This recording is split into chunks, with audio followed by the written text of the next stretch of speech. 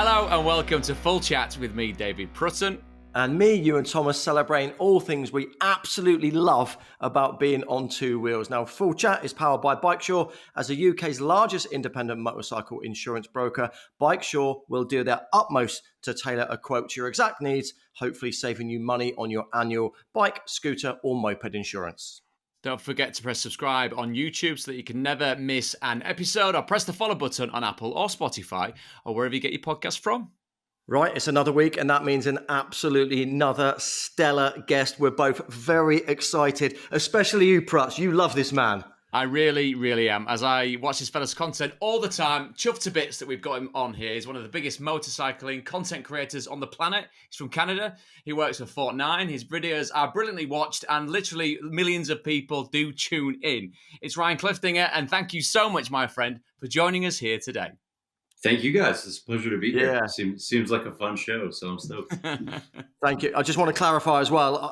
I bigged you up that Prutz loves you. I love you as well, because I was checking out your YouTube stuff, and I've got to say, your channel FortNine, what I love is your delivery, it's your dry wit, and it's just, I don't know, the way that you deliver everything to the camera, I just absolutely love it. I mean, it must be a dream job for you, reviewing bikes and doing it in your own manner.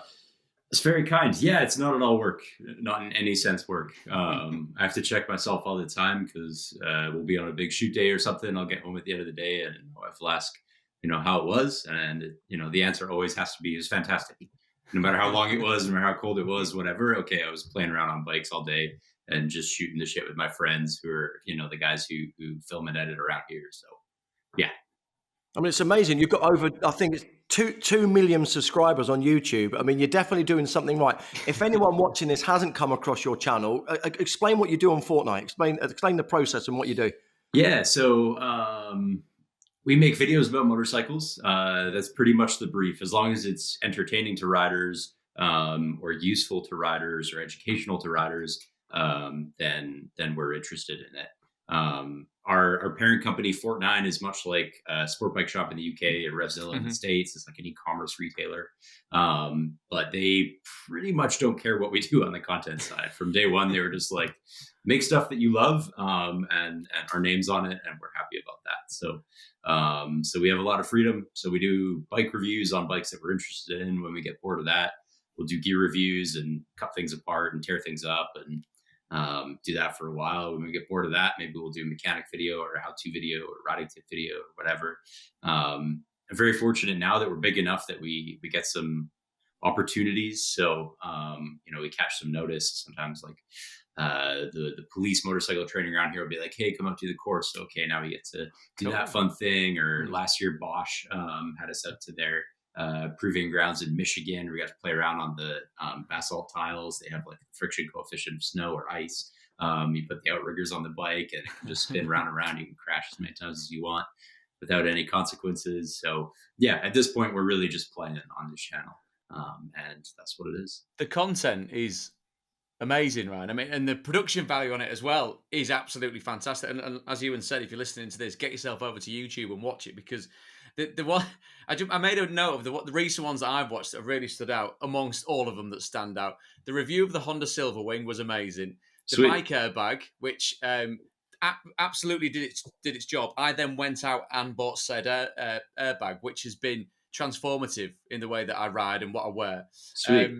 Scrambling up those ridiculous dunes on a bike that was quite about, and then hypermiling, because if you're listening to this, hypermiling, trying to stretch out that last bit of petrol or gas before that red light becomes a flashing red light, before it says, get off the bike, it can't move. Because I've done that so many times where I'm praying to the gods of biking to get to the next petrol station. And now you've taught me how to do it. Maybe, well, I'll probably keep my bike filled up, which is the sensible option. But also, I might be able to drag it out as you're going in the pouring rain, trying to get to the next place. It's fascinating, all of it, mate. So good.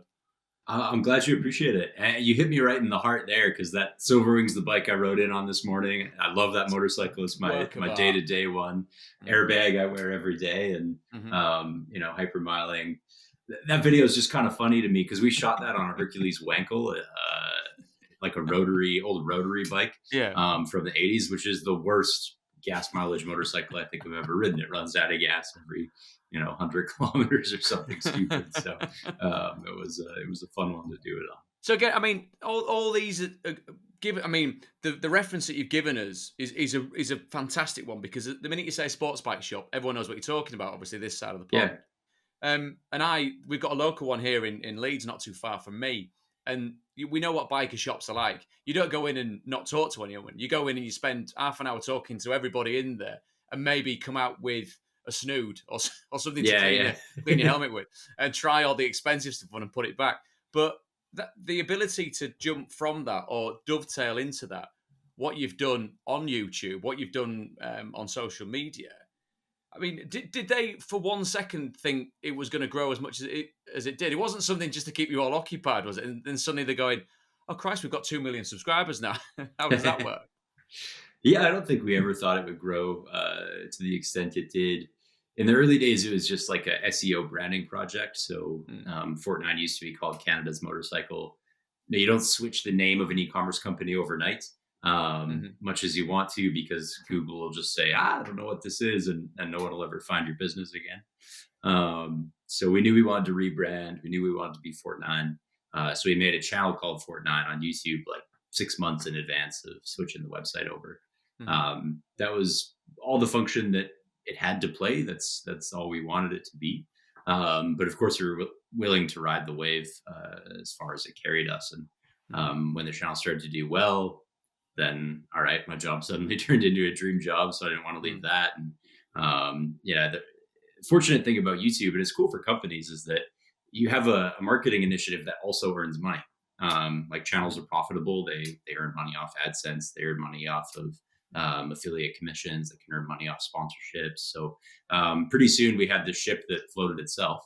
And so then that justified hiring more people and upping the production value further, maybe traveling further to make a video. So at this point we're robust enough that I think we could just kind of steer this thing where we want it to go. And on FortNine's end, it's cool because it's a bunch of marketing and they pretty much don't have to pay for it. So. Like Prutton said earlier, and you've just explained it so well in terms of obviously the budgets are there because your videos show that the quality of everything is superb. Me and Prutton love a freebie. Now, we don't get many good things for free, but what I've got to ask you is when you do review a bike and you get given some wonderful bikes and wonderful kit, and I love the fact you're brutally honest. If you don't like it, you say about it. If you point out the bad points as well, how does that relationship then change if a manufacturer says, hang on, we're not lending you another bike. Last time you tore us to shreds. Do you burn bridges ever, or are you polite as you can be? You're being honest. Yes, no, exactly as you said. The relationship changes. We've had a few manufacturers that we've worked with once. They've loaned us a press bike. We made a video on it. They didn't like how we talked negatively. I would say honestly about my impressions of the bike. And that's been the end of it. So we get some stern worded phone calls or emails, and then we never get a press bike again. That's the way it is with some manufacturers. And I don't want to badmouth them all because there's some really cool ones out there. We've got relationships with others. I mean, if I'm going to praise them, I might as well tell you, like KTM is amazing. They give us bikes and we rag them apart, and they'll say, cool, this feedback's really useful. We like to hear, the good and the bad, and see you on the next one kind of thing, which is really neat. We did one recently with Can-Am. They're a Canadian manufacturer of three-wheelers, and they've just made these motorcycles. It's like the first motorcycles they've made in 40 years. And they're these electric bikes, and they ride, or one of them rides pretty well, but the range is horrible, and the price point's very high. And overall, the review was not very positive. It was fun. It was funny though. I've watched that one. I found it funny. Yeah, so I'm glad you enjoyed it, and we owe everything to our fans. Like I wouldn't have a job if it weren't for the 2 million people that are watching. So my first allegiance is always to them. So if I think a bike sucks and it's a bad value proposition, I'll tell you it sucks and it's a bad value proposition because I owe everything to you. If Can-Am then comes to me and says, hey, we don't want to ever work with you again, then so be it. Having said that, that's not what they did. Can-Am was really cool. They also were like, we're disappointed. We obviously hoped you'd like it more, but this is good information, and we hope to prove you wrong in the market, and we hope to see you at the next launch and this kind of thing. So there's some really great manufacturers out there, and then there are also ones who you could probably guess by looking at the press bikes FortNine has that work with us once or maybe never. and then just don't want to do it again. Does it become awkward, like if you've seen like an ex-girlfriend at a party? Do you go to like a bike event and go, oh my gosh, there's Harley Davidson, I bet. A little bit, yeah, a little bit, for sure. It's awkward, and that's the cost of war. That's what we got to do for our fans. So, but the thing as well, I mean, and I'm an unashamed fanboy with this, Ryan, with you and FortNine, of course. But the thing that draws it in, and like I said, we said at the start, and Ewan's mentioned it as well. A, your delivery, and then B, the production values. There's a real likability about what you're talking about. But what underpins it all, whether you're describing the different mechanisms and the different way that different engines are put together, or leaning into corners, or what's the best way for your braking, or what makes your riding better. And then, like I said, the breakdown of the Silverwing was just phenomenal for a bike nut like me.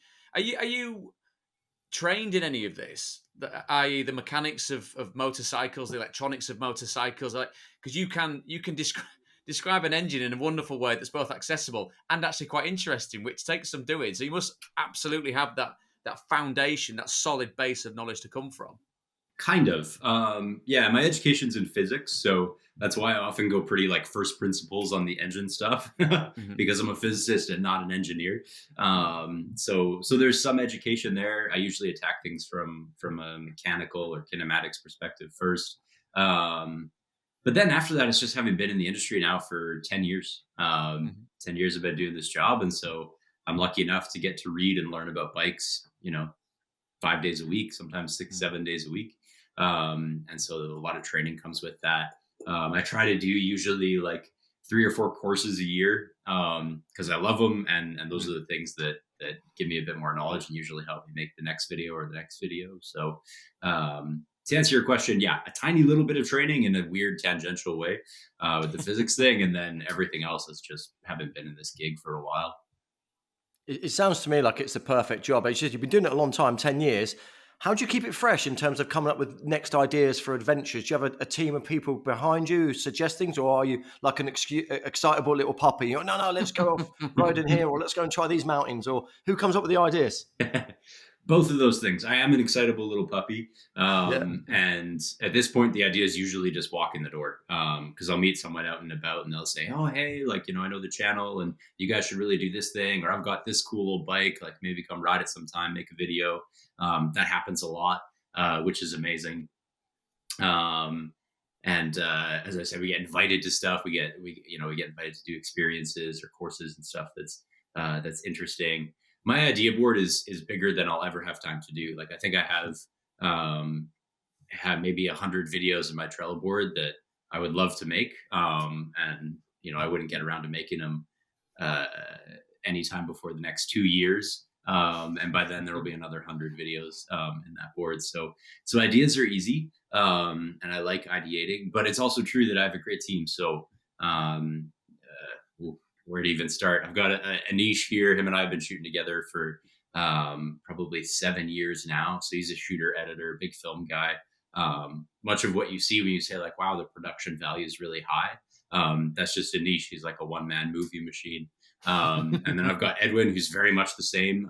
Him and I also shoot one-on-one, but whenever he does it, the production value is super high. And then Garish as well, who is in the exact same boat. So, but we run a 1-to-1 team. So on any video, like it'll be me and Anish, or me and Edwin, or me and Garish.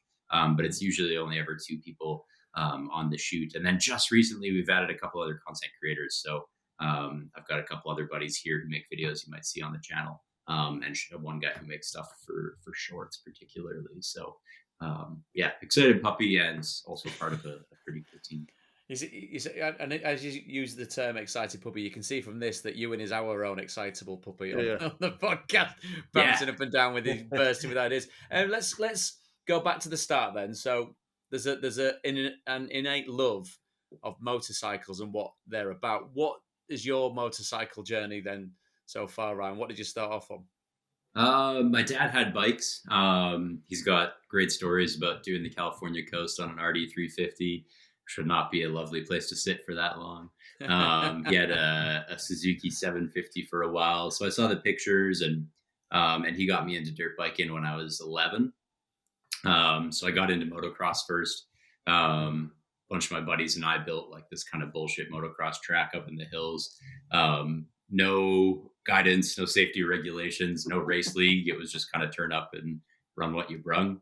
That was a fantastic way to start. I think I learned a lot of skills while I was still like bouncy and bendy and malleable like that. Fearless as well. Yeah, fearless as well. Yeah, it blows my mind. When I go to a motocross track now, it's terrifying. I know. I look up, like I'm looking at the doubles, and I'm like, I can't believe I used to go over these. Like, I'm terrified now. Then, of course, I'm getting blasted by like 13-year-olds who are smoking me around the track. So, yeah, that was kind of the beginning of Two Wheels. And then I was never really supposed to get a license. My mom wasn't keen on the idea, but I had a job up in the hills of British Columbia at like a provincial park national historic site. So it was like maybe 20K of like a pretty gnarly dirt road to get there.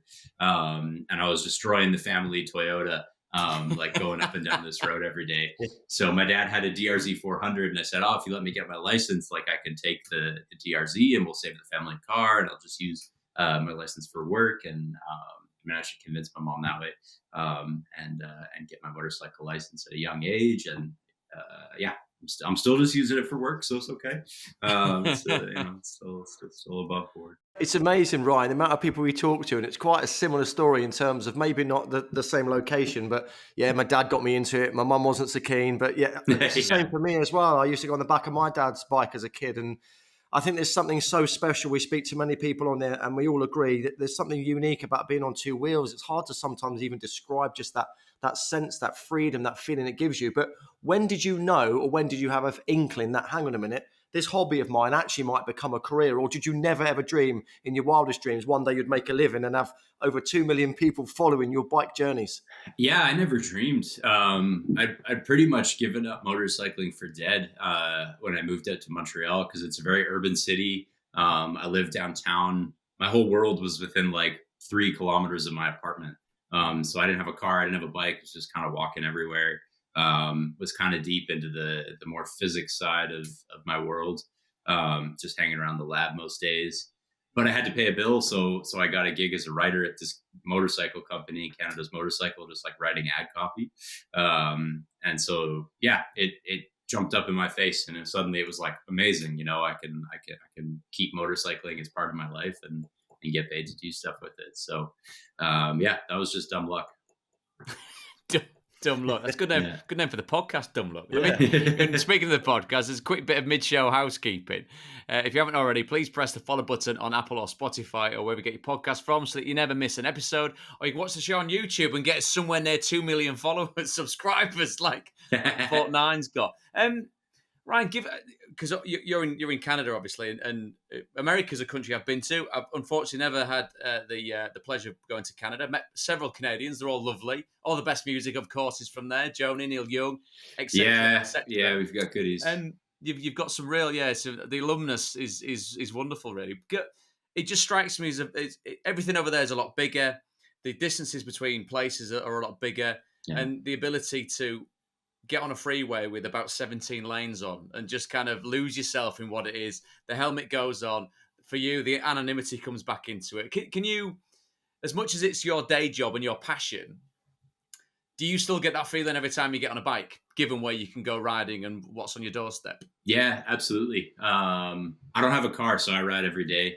For me, it's like my sanity, because I leave the office and I've got like a million things in my head. So to be able to put on the helmet and just be alone with the bike and the road and not be able to do anything else is really lovely.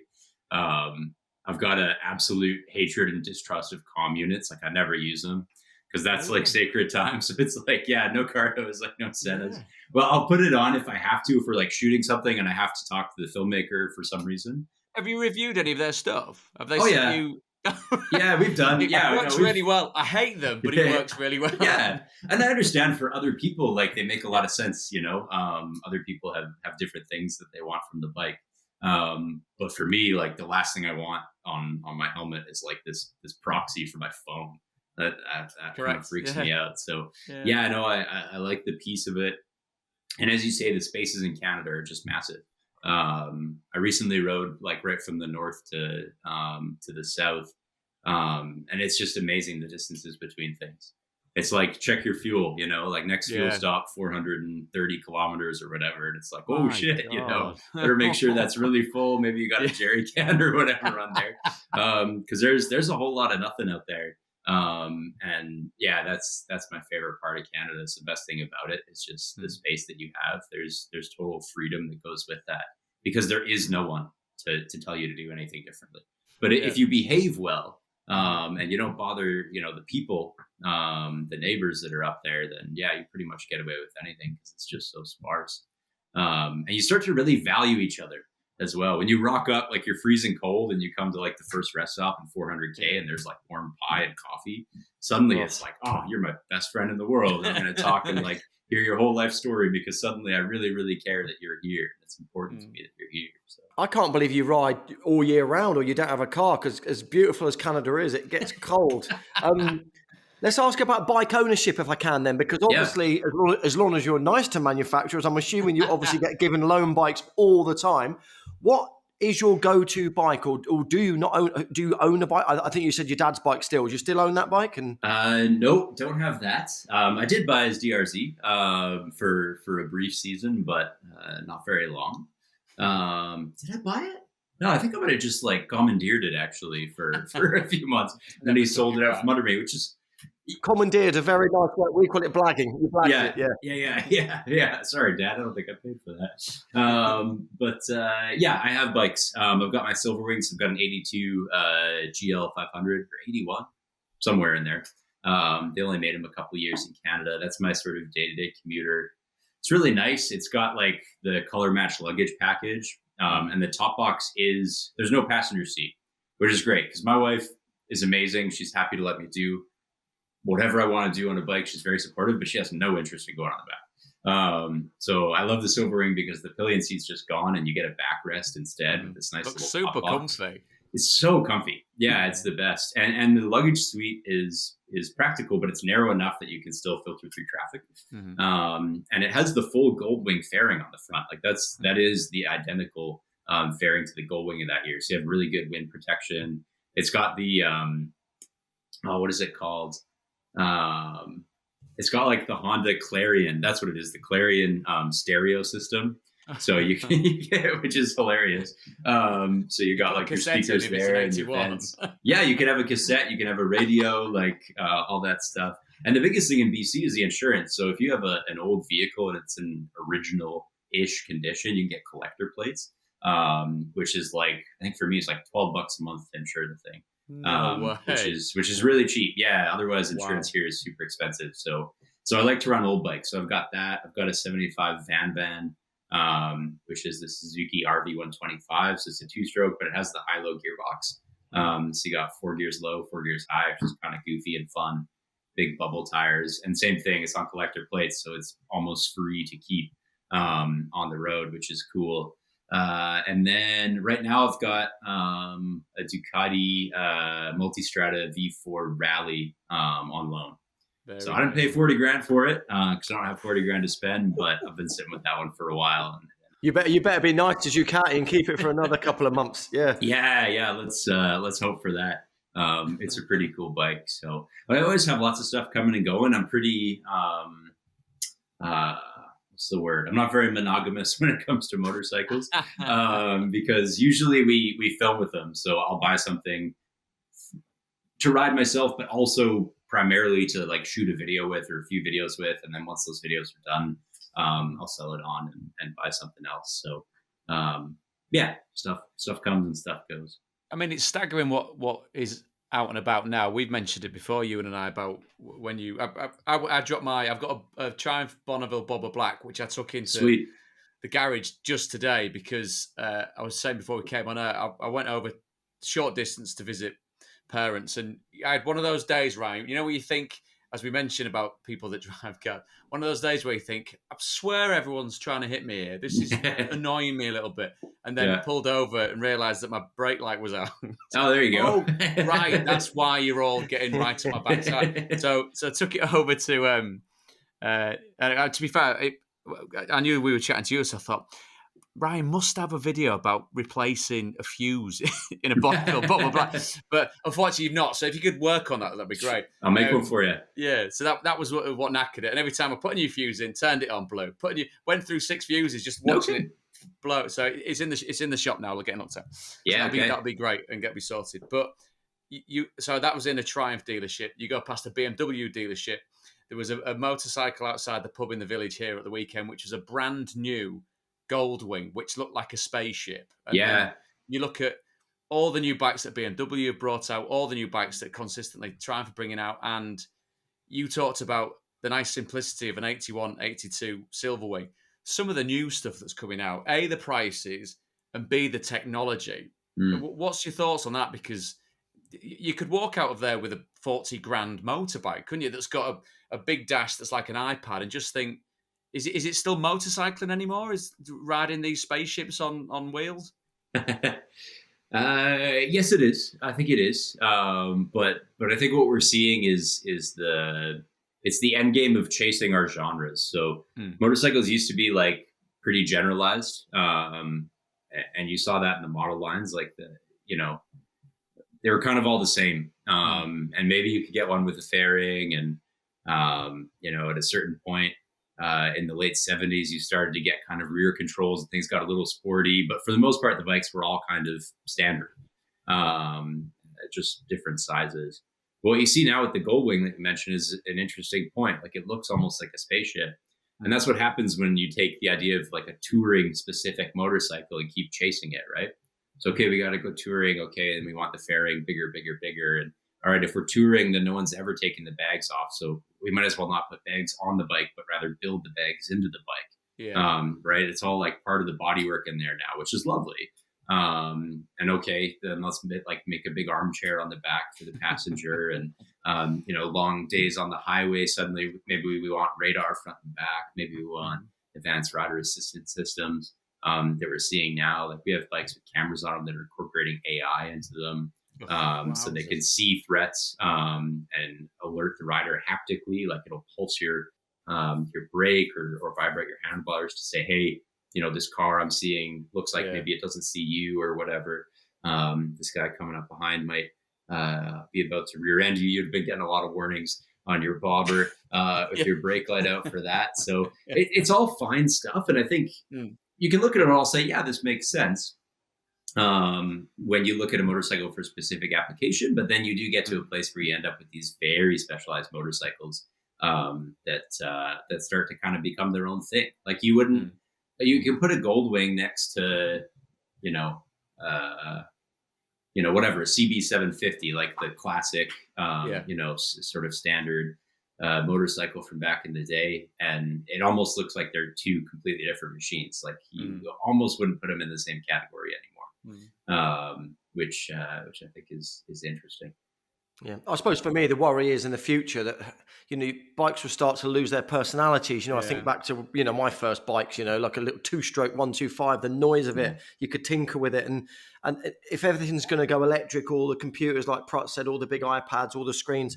I just hope we don't ever lose that genre, that personality that different bikes bring, because I think that's the beauty of bikes. It's not just, it's the sounds, it's the smell, it's the character, Totally. Yeah, I had an R1300 GS for a video earlier this year. And that was like one of my big thoughts on it, because the old GSs, like the boxer engines, are just like a weird layout to begin with, right? So like they have to share the cranks, so like one cylinder's in front of the other. And when you start it up, it kind of shakes side to side because that's the way the pistons go. And like when you rev it in traffic, you get the same little shimmy, and like it's odd. And it's imperfect, but people lived with the imperfection for long enough that they started to love it. And now with the new one, they've made the cylinders symmetrical again, and they've totally killed any side to side oscillations. So it rides perfectly. But a lot of the old GS guys get on and they're like, this lost the character for me. This is not the same anymore.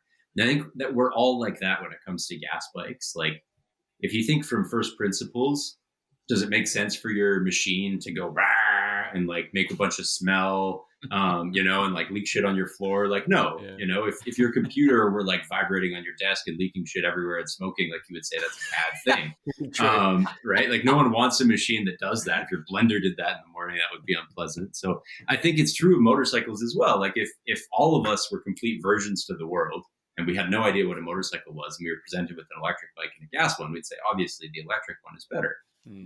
This is silent. It makes all of its power at any RPM in the rev range. There's no fluids to come out and it's very low maintenance. But we're all dinosaurs. We've all been used to these gas bikes, and that's become pleasurable to us because the wonderful freedom and thrill that we have when riding, we've come to associate with the other things like the smell and the noise. And so now we don't want to give them up. And I'm totally in that boat as well. But we'll see. A generation from now, 2 generations from now, I don't think people will feel that way at all.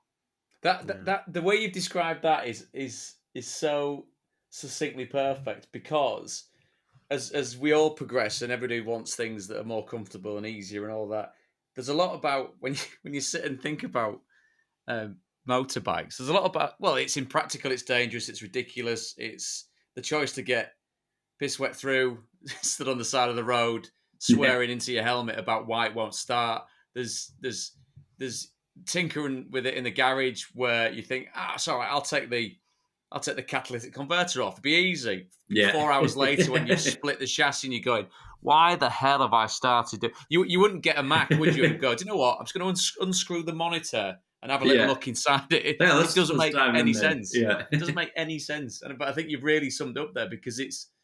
And what we've got from this, Ewan, as well, haven't we, with everyone that we've spoken to, the theme that runs through it is the way it makes you feel. So that moment when you are soaking and you're a bit cold is absolutely in stark contrast to when you feel like you're floating and that journey's gone like that, but you've been so super honed into what you're doing that it becomes one of the only things nowadays in life that you get totally immersed in. Like you say about having a pack on your helmet, which is basically your phone, but to be able to go, well, there's nothing else I can do for the next 3 hours other than shift the gears up and down, brake it hopefully occasionally, look at how much petrol I've got, and get to where I need to get to. There's something gloriously simplistic about something that's wholly impractical, isn't there?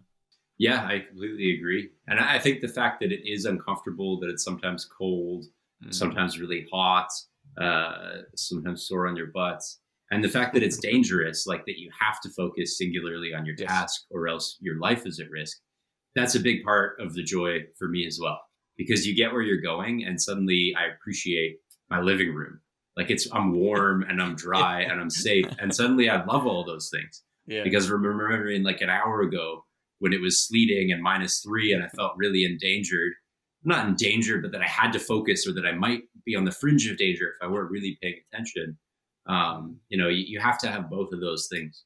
If our lives get too comfortable and too easy, then I think we stop appreciating the things that are comfortable and easy in them. And that's a big part of riding for me too, for sure. I get really annoyed when I have to go in a car. If I have to do like a car trip or something, it's like, it doesn't do the same thing for me at all. No. Yeah. No. Yeah. It does. It just evokes memories for me as well. When I'm on a motorbike, I don't know. I seem like an idiot. I do in the car as well. But when you've got your helmet on, you can absolutely be stupid. It reminds me of being a kid on a motocross scrambler through the local fields. Like you grew up doing similar things, and I don't know. It's the only time I think when I'm on a bike that it makes me feel young again for some reason. And the fact you are concentrating it, and to anyone who doesn't ride bikes, you try and explain it to them. They say, well, no, thanks, mate. Why do you want all that? But there is something so special about two wheels. It really is. There is. It's funny you bring up singing because that's almost ubiquitous. Like every rider I talk to sings like an idiot in their helmet. And I don't know what that is. Maybe I'll try to figure that out at some point. But because I'm the same, I sing like crazy in my helmet. I don't sing anywhere else. I don't sing it here. I don't really sing in the shower, in my car, or whatever. There's something about bikes. It's because no one can hear how awful you are. And you're in your helmet. You sound great. It's vibrating in your own ears. You think, sound quite good. Yeah, that's probably what it is. Yeah, that's probably what it is. The cacophony just kind of hides everything. It's the same with the acoustics in the shower, isn't it? You know, I sound quite good actually. And then a car rider next to you going, "What on earth are you doing?" It's just screaming away. Yeah. Christ, Ryan! I tell you what. I mean, this is I could chew your ear off all day. I've got a list of what's wrong with my bike. What would Ryan do? Ryan, would you do this? Talk through that. all this very Triumph specific content coming our way. Just before we wrap up, anything in the pipeline that you excited about? Any projects that are coming up that we should keep an eye out for on the channel? Oh yeah, yeah, we've got some exciting stuff coming up. I don't even know how much I can say about it. We're going after some world records. So we've got some big kind of long-term projects that we're working on. And from one of them, we're making our first like kind of feature-length movie. So Nice. we'll have a film sort of north of 60 minutes coming out sometime next year. So yeah, that's coming. But I don't want to say too much about it yet because we've got a plan for kind of a typical marketing guys, right? It's like, all right, a few months before we'll start teasing it. We'll say this and we'll build up short content, whatever. So I better not spoil that for the powers that be. But yeah, we got some long stuff coming out, some big projects. I was going to say, it's safe to say as well, the process that you're following so far, you're nailing it. So yeah, don't veer away from what you either coming up with yourself or being told what to do. Because far be it from us to try and scupper 2 million subscribers just because we want to know exclusives on our podcast back over here. Right.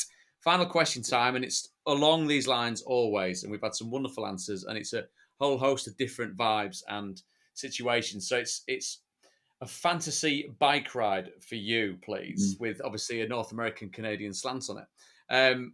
Where you going, what bike you're riding, who potentially you're riding with, and what's the soundtrack? Although from a soundtrack point of view, it sounds like you'd be singing rather than actually listening to anything in your helmet. Yeah, it wouldn't be music. It wouldn't be podcasts. No offense.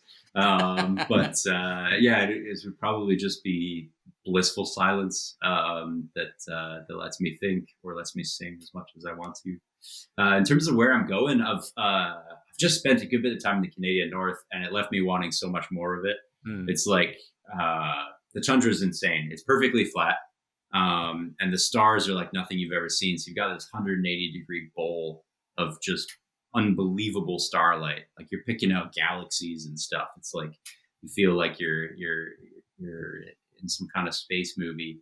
And then you get the northern lights, like the aurora borealis, just going off like crazy. So greens and purples, and it's unbelievably beautiful. There's no one up there. The air is so cold and like so crisp and clean. And the animals, like, oh, there's a moose over there, like there's a bear. You see them everywhere, right? There's muskox up there. Those things look ridiculous, like hair down to the ground, tiny little animals. They look like chia pets or whatever. So anyway, I go up to the Canadian North, and I'm really interested in the idea of true off-roading, like no road, no trail, no nothing, just like riding across the tundra, which you can do in some spots. So let's go with like maybe a modified like BW. Do you remember the big wheel, like the Yamaha BW? Nice. They made like a 350, something like that. So very nice. Light, 2-stroke, huge balloon tires. I go with my buddies who shoot. So maybe go with like Edwin and Girish and my buddies here. We'll put them in like an Argo. These like kind of like 6x6, many wheeled machines that float. It becomes a boat. Which is really important because there's a lot of water up there. And then we'll set some kind of mission, like we got to cross, maybe 1,000K this tundra, like truly off-road and get to something unique. I know up there, this isn't giving too much away. If someone wants to find this, they can find it before me. But there's a Boeing Stratoliner up there that was allegedly carrying a nuclear bomb. There's a fire on board. The crew jumped out. This was a U.S. Air Force plane out of New York. So they bailed. The fire's raging. They set the autopilot just due north to get it, away from civilization. And the damn thing kept flying. The fire went out. It flew for like another 1,000 miles and it's just set down up there in a pretty good shape far up in the Canadian North. So it's been spotted by some bush pilots. It's been visited by some guys in the winter because it's easier to cross that terrain on snow machines when all the lakes are frozen. But getting there in the summer is a real challenge. So yeah, let's go for that. Try to get up there and live our Cold War Broken Arrow fantasies would be pretty cool. No wonder your content's so good. You light up when you were talking about that journey. Your imagination, because I know most of it's real, but just your description of where you're going, and you look like a little boy. Your smile was beaming. I loved it. How can you not, right? I mean, that's so fun. That is amazing. Yeah, that'd be good. I'm just trying to picture it in my head.